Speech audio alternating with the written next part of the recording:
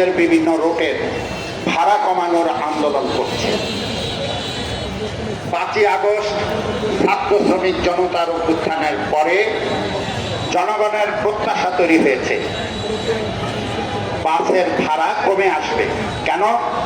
কারণ বিগত স্বৈরাচারী সময়ে পরিবহন খাত ছিল একটি লুটপাটের জায়গা। এই পরিবহন খাত থেকে চাঁদাবাজ গডফাদাররা প্রচুর টাকা হাতিয়ে নিত। সংগ্রামী বন্ধুগণ, আর এই দায়ে চাপত গিয়ে দেশের জনতার উপর, যাত্রী সাধারণের উপর। ফলে সরকারি বিভিন্ন রুটের ভাড়া মালিকদের পরামর্শ মতে নির্ধারণ করত। আর নারায়ণগঞ্জ এখানে আরো এক ধাপ এগিয়ে দূরত্ব বেশি দেখিয়ে তাদের ইচ্ছা মতো ভাড়া আদায় করত। সংগ্রামী বন্ধুগণ, নারায়ণগঞ্জের আওয়ামী শাসনের সময়ে গডফাদার পরিবার, ওসমান পরিবারের এই পরিবহন খাত থেকে একটি বিশাল টাকা হাতিয়ে নিত। সংগ্রামী বন্ধুগণ, শেখ হাসিনার পতনের পরে আওয়ামী এই সমস্ত গডফাদাররা দেশ থেকে পালিয়েছে।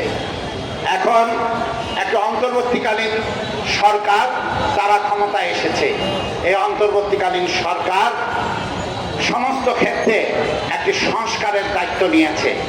ফলে জনগণের প্রত্যাশা খুবই স্বাভাবিক যে পরিবহন খাতে যে অতিরিক্ত ভাড়া আদায় করা হতো সেটা বন্ধ হবে।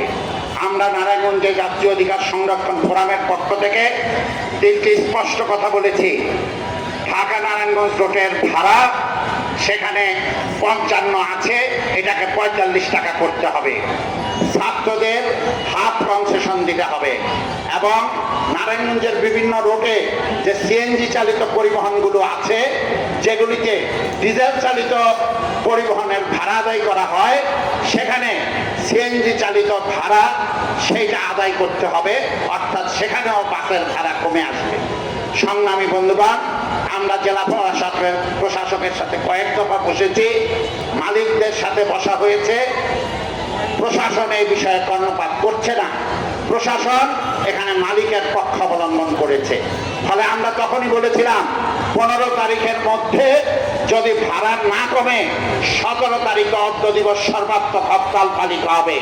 আমরা এই সমাবেশ থেকে বলতে চাই, আজকের মধ্যে আমরা সংবাদ শুনতে চাই আমাদের দাবি মতো ভাড়া নির্ধারিত হয়েছে।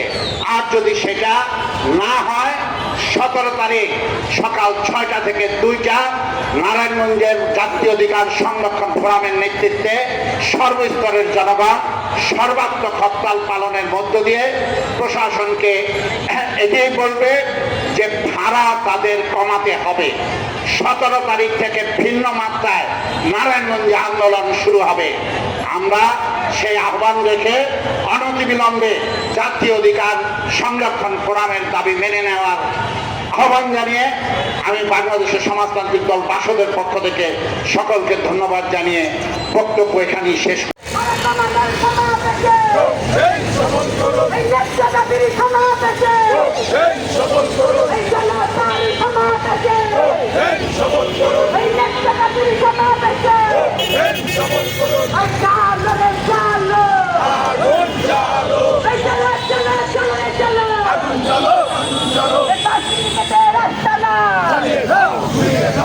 মালিক খুশি রাস্তা না,